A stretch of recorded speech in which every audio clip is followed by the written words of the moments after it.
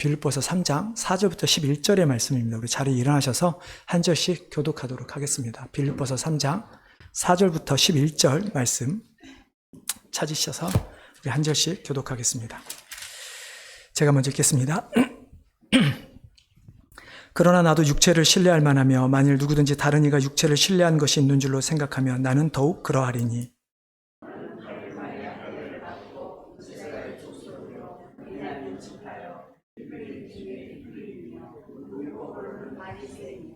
열심으로는 교회를 박해하고 율법의 의로는 흠이 없는 자라.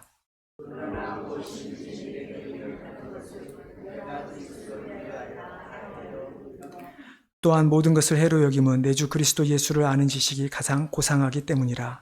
내가 그를 위하여 모든 것을 잃어버리고 배설물로 여김은 그리스도를 얻고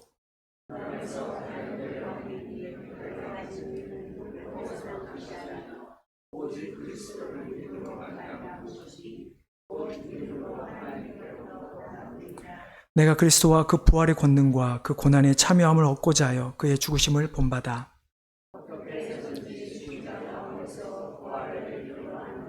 아멘. 예, 자리에 앉아주시기 바랍니다. 제가 한 번 더 기도하겠습니다. 하나님, 오늘도 우리가 하나님의 말씀 앞에 나아갑니다. 하나님, 말씀을 통해서 우리를 정결케 하여 주시고 또 말씀을 깨닫게 하셔서 또 말씀대로 살아갈 수 있도록 우리에게 힘을 더하여 주시옵소서. 참으로 우리를 하나님을 믿는 자로, 하나님을 바라보는 자들로 우리 인간들을 지으셨사오니 우리가 하나님을 바라보는 일에 게으르지 않게 하여 주시고 말씀을 통하여 정말 하나님만을 바라보는 우리 모두가 되게 하여 주시옵소서. 이 모든 말씀 예수님의 이름으로 기도하옵나이다. 아멘. 지난 주일에 빌립보 교환에 있었던 여러 어려움들에 대하여 나누었습니다. 그래서 바울은 그 어려움들에 대해서 개들을 삼가고 행악하는 자들을 삼가고 몸을 상해한 일을 삼가라 라고 이야기를 했죠. 특별히 우리가 몸을 상해하는 것이라는 말, 제가 예전 성경에 손할례당이라고 말을 했습니다만은 영어로 보면 false circumcision, 그러니까 잘못된 할례라고 하는 것이 더 맞는 표현일 것 같습니다. 그러니까 바울은 몸에 할례를 행함으로 구원을 받는다고 말하는 그 율법주의자들, 그들을 잘못된 할례를 조심하라라고 이야기를 한 것이죠. 과거 하나님께서 이스라엘 백성을 택하셨을 때 택한 이스라엘 백성들이 하나님의 자녀임을 나타내는 외적 표현으로 행했던 것이 할례입니다. 그러니까 쉽게 말해서 하나님께 택함 받은 것이 먼저고 그 다음에 할례를 베푼 것이죠.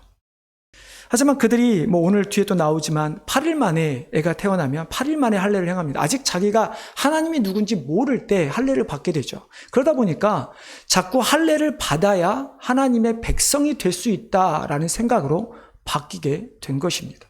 그렇기 때문에 교회 안에서도 마치 세례를 우리가 구원을 받은 사람들에게 세례를 베풀어야 되는데 세례를 받아야 구원을 받는다라고 생각하는 것처럼 잘못된 할례를 행하게 되는 것입니다. 교회 안에서 구원, 예수 그리스도를 말미암아 믿음으로 구원을 받아야 되는데 그리스도를 믿었다면 너희가 이제는 할례를 받아야 구원을 받았다라고 이야기를 한다라는 것이죠. 우리가 하나님으로부터 선택받아 하나님의 언약의 백성된 자들이지 할례 때문에, 세례 때문에 하나님의 자녀가 되는 것은 아니죠. 하지만 그것을 주장했던 많은 율법주의자들이 교회 안에 있었고 그래서 바울은 그 빌립보 교회 성도들에게 그들을 삼가라, 그들을 조심하라 라고 말씀한 것이죠. 그러면 여러분 진정한 할례란 무엇일까요? 이게 오늘 말씀과 연결돼서 제가 지난주에 말씀을 잠깐 드렸던 건데요. 진정한 할례파는 누구를 말하는 것인가? 우리가 손할례당, 몸에 할례를 받는다 해서 그것이 진정한 할례파가 아니라 오늘 본문에 보면 하나님의 성령으로 봉사하며 그리스도 예수로 자랑하고 육체를 신뢰하지 아니한 자들, 그들을 향해 진정한 할례파라고 이야기하죠. 이것이 어떤 의미냐면 과거 유대인의 전통과 형식에 지배를 받아서 그러니까 그 전통에 따라서 우리가 하나님을 예배하며 나아가기보다는 정말 신령과 진정으로 하나님을 예배하는 자들이 되어서 하나님을 기쁘시게 하는 자들이 되어야 하는, 그래서 하나님의 선하시고 온전하시고 기뻐하신 뜻을 행하는 자들, 그래서 성령의 지배를 받아야 하는 자들이라 이야기합니다. 둘째는 종교 지도자든 율법주의자들처럼 어떤 우리의 행위를 자랑하는 것이 아니라 오직 그리스도의 은혜, 십자가의 그 은혜, 예수 그리스도의 그 십자가의 공로, 그 부활하심만을 자랑하는 자들이 되어야 한다는 것입니다. 그리고 마지막으로 내가 가진 육체적인 힘 혹은 재물, 우리의 권력 이런 것들을 의지하며 살아가는 것이 아니라 오직 우리를 구원하신 예수 그리스도, 그분께 소망을 두고 그분께서 그분을 통하여 얻게 되는 천국의 소망을 두고 살아가야 비로소 그것이 진정한 할례파라고 이야기를 하는 것이죠. 그러니까 쉽게 말하면 우리의 어떤 외적인 모습에 어떤 할례를 행해서 하나님의 자녀가 되는 것이 아니라 마땅히 하나님의 자녀가 되었다면, 선택을 받았다면 우리의 변화되는 모습이 그것이 우리에게 할례가 된다라는 이야기인 것입니다. 바울은 이 세 가지를 이해하고 행하는 자들이야말로 할례파라고 이야기를 하는 것이죠. 쉽게 말해서 우리 자신을 의지하는 것이 아니라 하나님의 우리 자신을 의지하지 것, 내가 가진 것으로 하나님의 은혜를 받으려고 하는 것이 아니라 정말로 하나님의 은혜, 하나님의 전적인 주권으로 말미암아 우리에게 은혜가 주어졌다라고 하는 사실을 깨닫는 사람들이 비로소 할례 받는 자들이라고 하는 칭호를 받을 수 있게 된다는 이야기죠. 그럼에도 불구하고 만약에 어느 누군가가 할례와 같은 것을 받아야 구원을 받았다, 즉 외적 조건을 있어야 구원을 받았다라고 자랑할 수 있다면 바울이 뭐라고 이야기합니까? 나는 어느 누구한테도 꿀리지 않는다.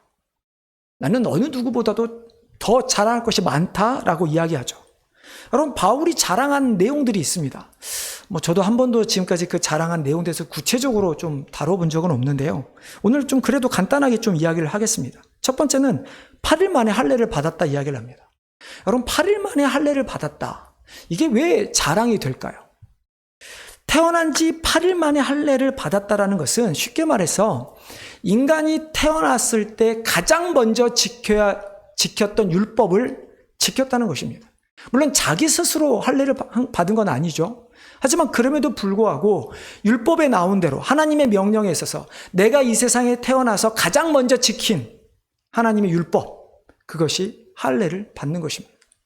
그렇기 때문에 유대인들에게 있어서 그 할례를 받았다라고 하는 이 말에는 정말 대단한 의미가 들어가 있는 거예요. 여러분, 우리도 그렇지 않나요? 내가 뭐 하나 이렇게 잘 지키면 우리 얼마나 자랑합니까? 나 이거 했어.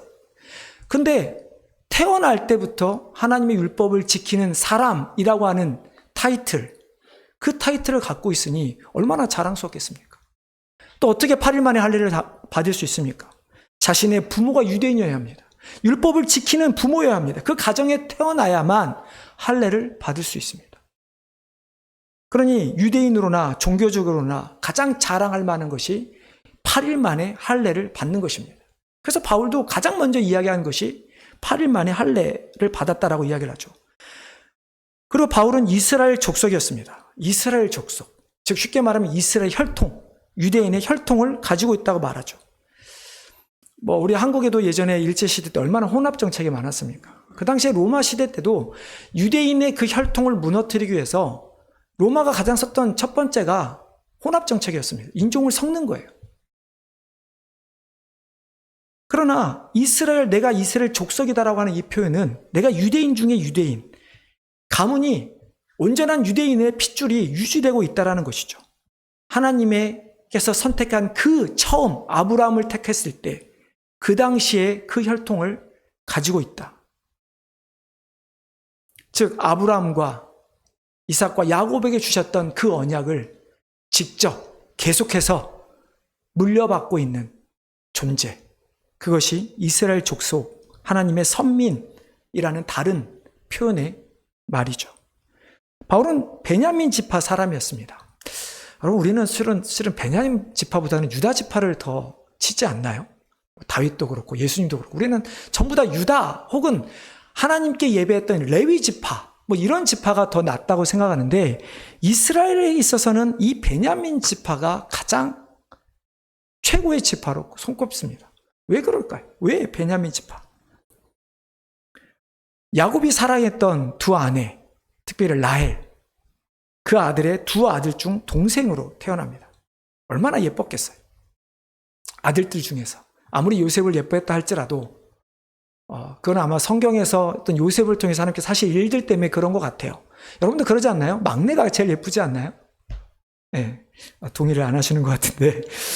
그리고 베냐민이 태어난 곳이 약속의 땅이었습니다. 이 약속의 땅은 단순히 가나안이라는 의미보다는 야곱이 자신이 하나님 앞에 제단을 드렸던 곳이 있죠. 어디입니까? 베델. 자신이 떠날 때, 다시 집으로 돌아올 때 지었던 제단을 드렸던 곳이 베델인데 그 근처에서 베들레헴에서 베냐민이 태어납니다. 이 유대인들에게 있어서는 이런 장소의 의미가 우리 한국 사람도 비슷하잖아요. 단일 민족, 또 한국 땅 이런 것처럼 정말 그것이 강한 것이 이스라엘 백성이었는데 이 베냐민이 이스라엘 백성에 있어서 가장 의미 있는 땅에서 태어난 사람이었습니다. 더욱이 이스라엘 최초의 왕 사울을 배출한 가문이 베냐민이죠. 그러다 보니까 예루살렘과 그 있었던 성전이 베냐민 지파에 있었던 할당된 영토에 있게 됩니다. 그리고 포로기 이후에 다시 그들이 팔레스타인에 돌아와서 정착하게 될 때 그들을 주도했던 지파 역시 베냐민이었습니다. 그러다 보니까 이 베냐민 지파는 그들의 어떤 민족적 혹은 나라를 독립하는 독립 그리고 나라를 세우는 데 있어서 가장 적은 소수의 인원이었지만 가장 큰 영향을 끼쳤던 사람들이 바로 이 베냐민이었습니다. 또 누가 베냐민 지파였을까요? 여러분 에스더 여왕 기억하십니까? 그때 이스라엘 민족이 몰살당하는 위기에 처합니다. 그들을 구원했던 그 방법을 인도했던 사람이 누구입니까? 모르드게죠. 모르드게가 베냐민 지파 사람입니다. 그러다 보니까 이 베냐민 지파는 그 당시에 가장 이스라엘의 어떤 혈통을 유지했을 뿐만 아니라 특별히 이스라엘이 믿었던 하나님을 대항했던 이교 문화, 이방 신들에게 있어서 가장 순수성을 지켰던 지파가 바로 이 베냐민 지파였습니다. 그러다 보니까 베냐민 지파 사람이다라고 하는 것이 그들에게는 아주 명예스러운 일이었죠. 그리고 바울은 히브리인 중에 히브리인이라 소개합니다. 그러니까 이것은 앞에서 말한 이스라엘 족속과 좀 비슷한 의미가 있습니다. 혈통에 대한 이야기죠. 혼합 적재 가운데 섞이지 않았던. 물론 바울이 태어난 곳은 어디죠? 다소입니다. 그래서 실은 그는 헬라파 유대인으로 볼 수가 있습니다. 히브리파 유대인보다는 헬라파 유대인으로 볼 수 있지만 그러나 이 바울에게 있어서 이 히브리인이라고 하는 이 말은 비록 헬라 지역에서 태어났지만 그는 누구보다도 바리새인의 아들로 그리고 가말리엘의 문화, 율법을 가르쳤던 사람의 선생 밑에서 자란 율법을 정확하게 배우고 그대로 지켰던 그런 사람. 그래서 뒤에는 그런 말도 나오죠. 율법으로는 바리새인이었다라고 하는 표현도 나오게 되는 것입니다. 쉽게 말해서 자신은 바리새인이었고 자신의 언어, 우리 아이들 모국어라 그러죠. 우리 아이들은 영어가 모국일 텐데요. 바울은 비록 헬라 지역에 태어났지만 그 당시에 헬라어가 아닌 히브리어를 모국어로 삼았던 그런 사람. 선조들의 관습과 전통, 그 모든 것을 따랐던 사람이 바울. 그래서 히브리인 중에 히브리인. 율법으로는 바리새인이라고 표현을 한 것입니다. 이런 장황한 설명을 좀 드리긴 했지만 쉽게 말하면 바울은 그 당시에 유대인으로서 상위 1%, 아니 어떻게 보면 0.1%에 속했던 사람이 바울이었습니다. 그는 유대인 회당의 공회의원이기도 했기 때문이죠. 근데 그게 다가 아닙니다. 유대인이었지만 그렇게 상위에 속하는 유대인이었지만 그가 보였던 유대인으로의 열심 또한 상위 1%에 들어갑니다. 교회를 박해하고 율법의 의로는 흠이 없는 자라고 자신을 소개합니다. 교회를 박해하는 것이 유대인의 마치 필수 요건 중에 하나였습니다. 당연히 하나님만을 섬겼던 그들이기 때문에 예수 그리스도를 믿는 그리스도인들을 핍박할 수밖에 없죠. 우리가 잘 아는 예가 있습니다. 스데반이 죽을 때 사람들이 증인을 한 명을 세우죠. 네가 증인이 되어서 우리는 마땅히 하나님의 이름으로 이 사람을 죽이는 것이 타당하다 라고 하는 그 증인을 세울 때 그 증인이 누구였습니까? 바울이었습니다. 바울은 그럴 만한 위치가 있었던 사람입니다. 공회원으로서, 바리새인으로서, 율법학자로서 누구보다도 유대인이었기 때문에 그를 증인으로 세우는 것이 타당했다라는 것이죠. 또한 율법의 의로는 흠이 없다고 말합니다. 쉽게 말하면 나는 율법에 언급된 어떤 것도 죄를 범하지 않았다는 것입니다. 정말 대단하지 않습니까? 우리가 지금 말로 하면 교만하다고 할 수도 있을 것 같은데요. 어떤 것 죄도 짓지 않았다. 그러다 보니까 이 두 가지야말로 그 당시 유대인에게 있어서는 가장 중요한 열심, 유대인 중에 유대인을 나타내는 모습이었던 것이죠. 하나님에 대한 열성, 율법에 대한 열성, 하나님의 공동체의 순수성을 유지하려고 했던 그 열성, 그 열심. 물론 그때는 잘못된 열심이었지만 그러나 그는 그처럼 이스라엘 족속으로, 히브리인으로, 바리새인으로 율법 앞에, 하나님 앞에 가장 완벽한 사람이었다라는 것입니다. 근데 왜 갑자기 바울이 그런 상위 1%의 그 타이틀을 버린다고 하는 것일까요? 왜 그것을 다 해로 여기고 배설물로 여긴다고 하는 것일까요? 바로 예수 그리스도 때문입니다. 바울이 자신이 가지고 있었던 그 많은 유익들이라고 생각했던 자신의 외적 조건들. 여러분, 바울은 자신이 그것이 없었다, 그것이 필요 없었다라고 말하지 않습니다. 분명히 그것을 바울은 인정합니다. 그 당시에 내가 그것이 필요했고 내가 그것을 위해 쫓았던, 그것을 이루기 위해 살아갔던 사람이라고 이야기합니다. 근데 바울이 어느 순간 예수 그리스도를 만나고 나니까 실질적으로 자신에게 도움이 됐던 그 많은 유익들이 무엇으로 바뀌느냐? 배설물로 바뀌는 거예요. 여러분, 배설물이라고 하는 이 표현을 제가 먼저 이야기를 드리면 우리는 배설물로 하면 무엇을 생각합니까? 여기서 좀 말하기 좀 민망하지만 똥이라고 우리는 생각합니다. 근데 이 배설물이라고 하는 표현은 실은 우리가 똥이 아니라 정확히 말하면 음식물, 먹고 남은 음식물, 실은 버리는 쓰레기, 오물을 가리키는 말입니다. 그러니까 쉽게 말하면 예수 그리스도를 만난 다음에 이제 실제적이었던 그 유익들이 더 이상 나에게는 오히려 나를 더럽히게 하는, 내가 버려야 되는 것들로 여겨진다는 것이죠. 마치 그 모든 것들이 더 이상 나에게 유익을 주는 것이 아닌 유익을 주지 않는, 나를 해치는 것으로 여겨지게 된다는 것입니다. 근데 여러분 생각해 보십시오. 우리가 그런 것들이 정말 필요 없습니까? 필요하잖아요. 내가 예수님을 믿어서 그 모든 것을 배설물로 여긴다고 하지만 그럼 여러분들이 그 모든 것들을 버리고 살아갈 수 있습니까? 우리는 그럴 수 없습니다. 근데 바울은 왜 그 모든 것들을 해로 여긴다 이야기하고 있는 것일까? 왜 바울은 자신이 가진 그 많은 것들을 단 하나의 쓸데없는 것으로 표현해서 버릴 수 있었던 것일까?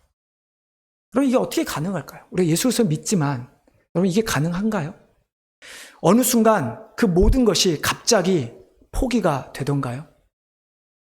바울이 그리스도를 위하여 모든 것을 해로 여긴다라고 하는 이 말을 우리가 좀 살펴볼 필요가 있는데요. 이 말은 7절과 8절에 연속해서 두 번이 나옵니다. 7절에 보면 어떻게 표현합니까?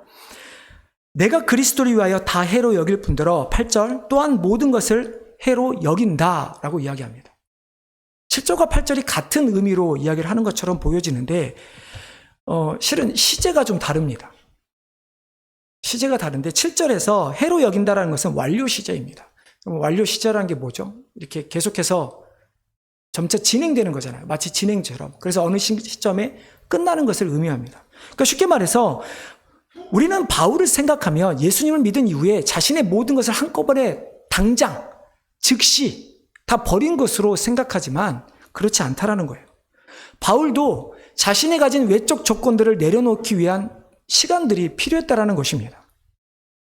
쉽게 말해서 예수를 만난 이후에 어느 해에는 건강을 내려놓고 또 시간이 지나서 어떤 해에는 내 재물을 내려놓고 또 시간이 지나다 보니까 어떤 해에는 내가 가진 학문과 지위를 내려놓고 내가 가진 권력을 내려놓고 그러면서 점차 내려놓게 된다라는 표현이 7절에 해로 여긴다라는 것입니다. 즉 우리가 예수를 만난 다음에 한 번에 그리스도인, 바뀌지 않는다라는 이야기입니다. 바울도 정말 오랜 시간 동안 자신이 가진 것을 해로 여기기 위해서, 배설물 여기기 위해서 노력했다라는 이야기죠. 근데 우리는 뭔가 그런 노력이 없이 어느 순간에 확 바뀌기를 원합니다. 아마 그게 편해서 그럴지도 모르겠습니다. 내가 가진 것을 내려놓는다는 것이 여러분 얼마나 어려운 일입니까? 여러분 그렇지 않으세요? 여러분 그렇다고 해서 그게 내가 정말 그 내려놓는다는 것이 나이가 들면 다 필요 없어져. 그러니까 포기하게 돼. 이런 의미가 아니라 지금 당장 나에게 유익이 되는 필요한 것들을 하나씩 내려놓는다는 이야기죠. 그러다가 8절에서 내가 모든 것을 해로 여긴다라고 하는 것은 이제 현재형입니다. 정말로 이제는 모든 것이 다 나에게 필요 없다는 것이죠. 내가 오직 예수 그리스도만이 필요하다 라고 하는 표현이 바로 8절의 표현인 것입니다. 내가 더 이상 내려놓을 것이 없는 상태, 더 이상 내려놓을 것이 없어서 이제는 예수님만 바라보며 살아가는 그 상태, 예수님만 필요하다라고 고백하는 그 상태가 이제 계속해서 바울은 유지되는 거예요. 그게 현재예요. 현재가 이어져서 미래가 되고 주님이 오시는 그날까지 바울은 내가 그렇게 살아가겠다, 그렇게 살고 있다라고 고백을 하는 것입니다. 바울의 이런 모습을 보면 정말 대단한 것 같아요. 우리가 분명히 성경에 보면 우리 인간은 이 땅에서 완전한 영화, 그러니까 우리가 완전 영화스럽게 되는 우리가 글로리피케이션은 이룰 수 없습니다. 우리가 죄인이기 때문이죠. 우리가 성화의 과정을 우리는 계속해서 겪어가는 거예요. 이렇게 변했다가 또 실패했다가 다시 또 변해가고 이러한 모습들을 가게 되는데 그러한 변화의 진행, 완료 형태가 갑자기 바울은 어느 순간부터 현재로 이제 끝나는 거예요. 마치 더 이상 성화가 필요 없는 것처럼 완전한 영화의 단계에 들어간 것처럼 이야기를 하죠. 정말 대단하지 않습니까? 근데 바울도 실은 영화를 이룬 건 아니에요. 왜냐하면 여전히 죄인이기 때문에. 예수님이 이 땅에 오시는 날 우리가 죄가 완전히 없는 상태로 되는 것이지 아무리 내가 이 땅에서 예수를 산다 하더라도 우리는 여전히 죄인입니다. 바울도 마찬가지죠. 하지만 스스로는 죄인이지만 자기가 하는 행동, 말, 자기가 정말 가치 있게 여기는 그 모든 것들이 예수 그리스도로 완전히 바뀐 상태. 마치 우리가 보기에는 완전한 영화의 단계에 들어간 그런 상태로 바울은 변화했다라고 고백을 하는 것이죠. 우리가 아무리 신앙생활을 한다 한들 저를 포함해서 우리 모두가 다 바울처럼 살지는 못하는 것 같습니다. 하지만 적어도 우리는 7절에서 바울이 고백한 것처럼 우리의 삶 속에 그리스도의 모든 것들을 해로 여겨가는 과정 가운데 우리는 있어야 합니다. 나는 여전히 세상 것이 필요해. 그러니까 주님, 지금은 제가 세상에 좀 살겠습니다. 필요한 거 주십시오. 그리고 제가 언젠가 다 내려놓고 주님을 살겠습니다. 그런 신앙의 모습은 있을 수 없다는 것입니다. 그렇게 살다가 잘못하면 그렇게 사는 과정 가운데 예수님이 이 땅에 오실 수도 있습니다. 우리가 해야 되는 것은 비록 바울처럼 아직 완전한 우리의 죄의 모습 혹은 우리의 모습이 그리스도만을 바라보는 모습이 없다 할지라도 그러나 우리의 삶은 시간이 지날수록 지금 당장부터 하나씩 내려놓을 수 있는 신앙이 되어야 하는 것이죠. 우리가 그렇게 언젠가 그 모든 것을 우리가 유익이라고 생각하는 걸 내려놓는 그 시점, 예수님이 가장 가치 있는 존재임을 우리가 깨닫게 되는 그 시점, 그때야 비로소 우리도 바울이 고백한 것처럼 모든 것을 해로 여길 수 있는, 배설물로 여길 수 있는 그런 순간이 찾아오게 된다는 것입니다. 여러분, 이것이 요즘 저희가 수요성부 때 나왔던 거지만 그것이 그 마치 밭에 감추인 보화를 발견한 농부와 같은 것입니다. 여러분, 그렇지 않아요? 농부가 보화를 발견했어요. 근데 그게 너무나 가치 있는 거잖아요. 가치가 자신이 가진 것보다 다 합친 것보다 더 가치가 있으니까 자신의 모든 소유를 팔아서 그 밭을 산 거잖아요. 과연 우리는 예수 그리스도의 가치를 그만큼 여기고 있냐라는 거예요. 우리가 예수 그리스도를 통해서 얻을 천국의 가치를 그렇게 생각하고 있냐라는 거예요. 우리가 당장 모든 것을 팔 수는 없다 할지라도, 왜냐하면 그 가치가 깨달아지지 않기 때문에. 근데 그 가치가 깨달아진다면 우리는 모든 것을 다 포기할 수 있게 되는 것이죠.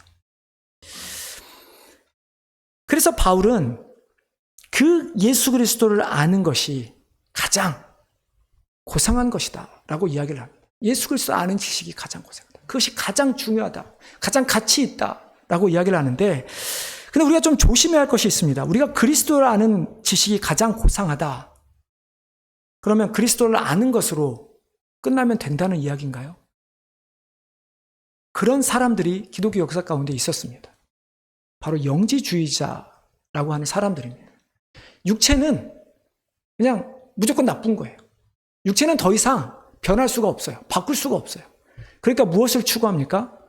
지식, 고상한 지식, 하나님을 아는, 하나님을 알게 되는 지식을 추구해요.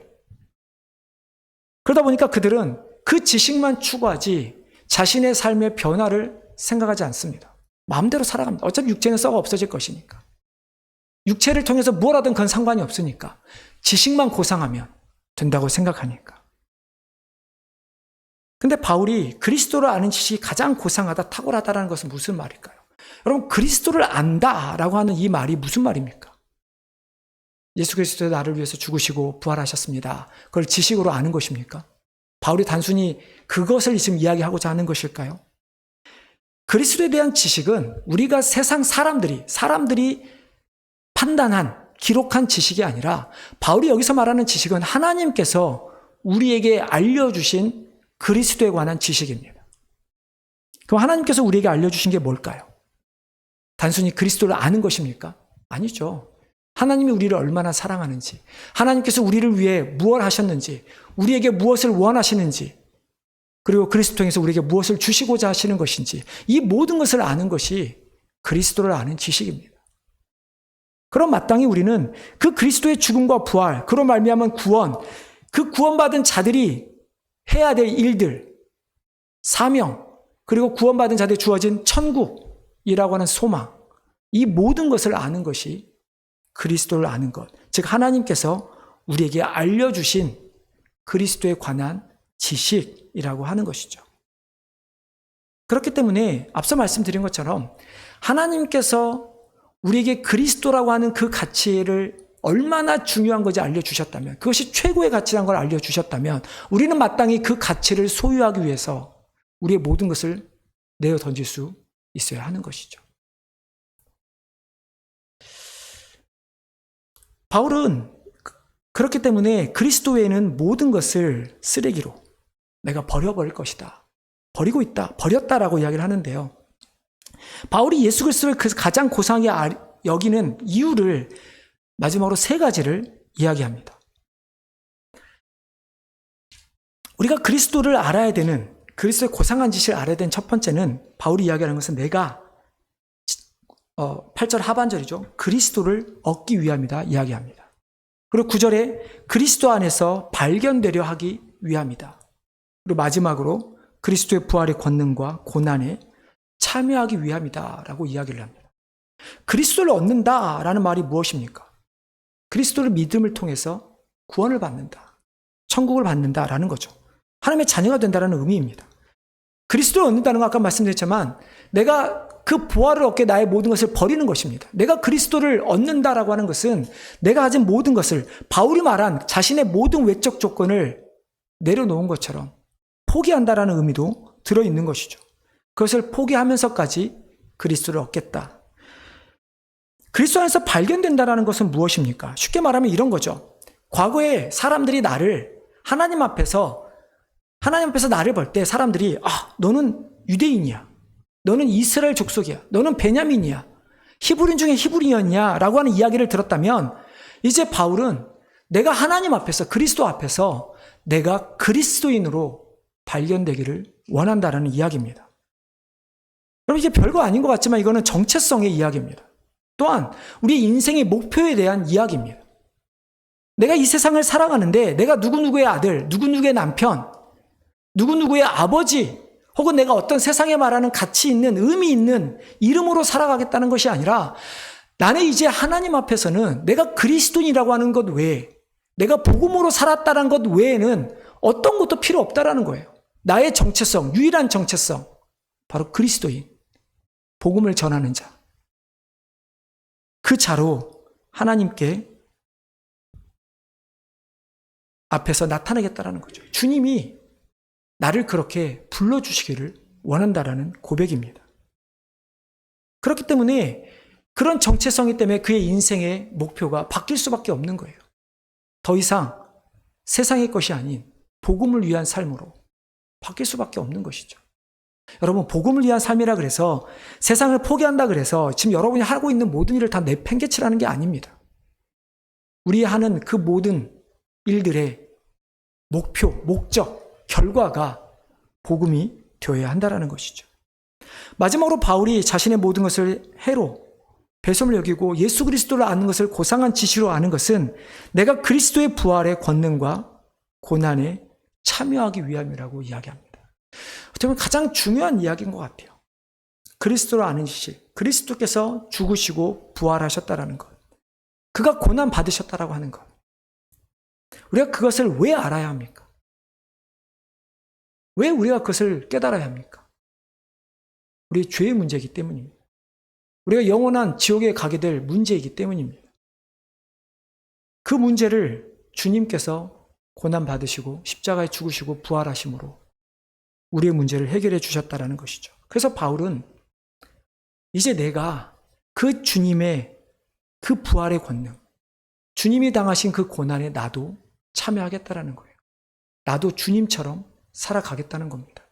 물론 바울이 죽는다고 바울을 통해서 구원을 받는 건 아니죠. 하지만 주님이 지신 그 우리를 구원하기 위해서 지셨던 그 고난, 바울은 그 주님을 전하기 위해서 그 고난을 받겠다. 우리를 위해서 죽으셨던 그 주님을 위해, 그 주님을 전하기 위해 나는 죽겠다.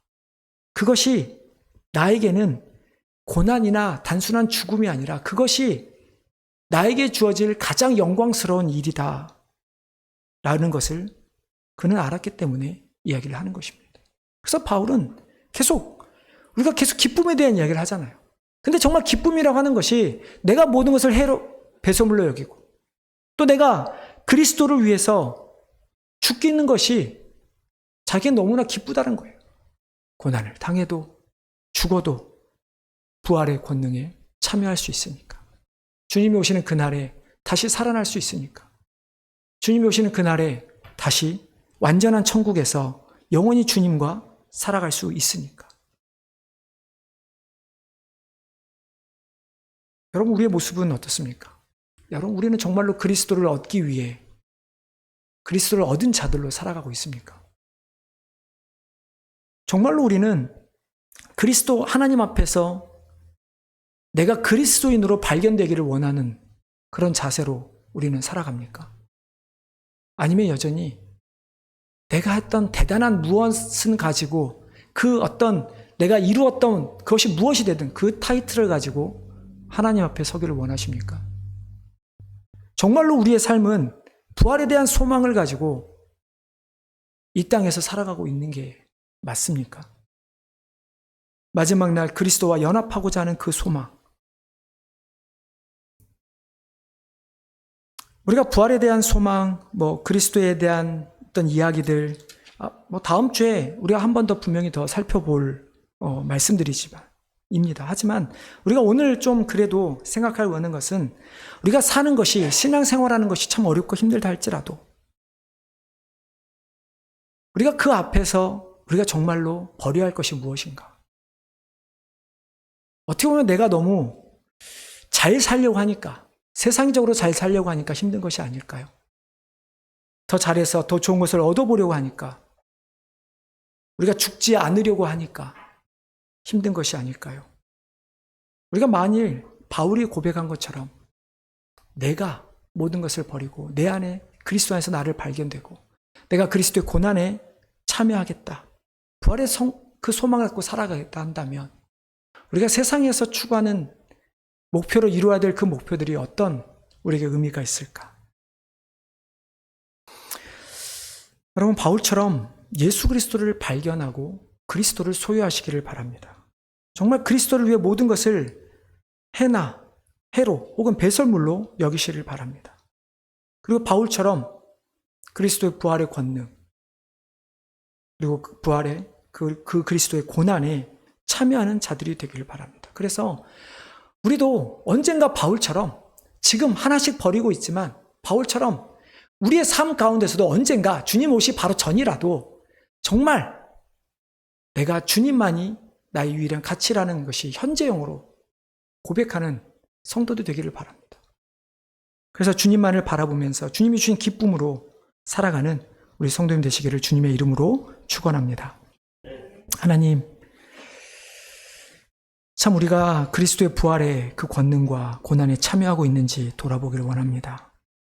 여전히 내가 세상의 가치를 가지고 살아가기에, 내가 이루고자 하는 목표가 있기에, 내가 죽을 수 없어서 여전히 그리스도의 부활의 고난에 동참하지 않는 우리들의 모습, 정말 우리가 그것이 가치가 있다면 우리의 모든 것을 포기해서라도 그 예수 그리스도를 얻기 위해 지체하지 않는 우리가 될 수 있게 하여 주시옵시고, 정말로 그리스도로 말미암아 얻게 된 그 천국의 기쁨과 소망을 가지고 살아가는, 주님을 위해, 복음을 위해 살아가는 우리 모든 성도들과 교회가 되게 하여 주시옵소서.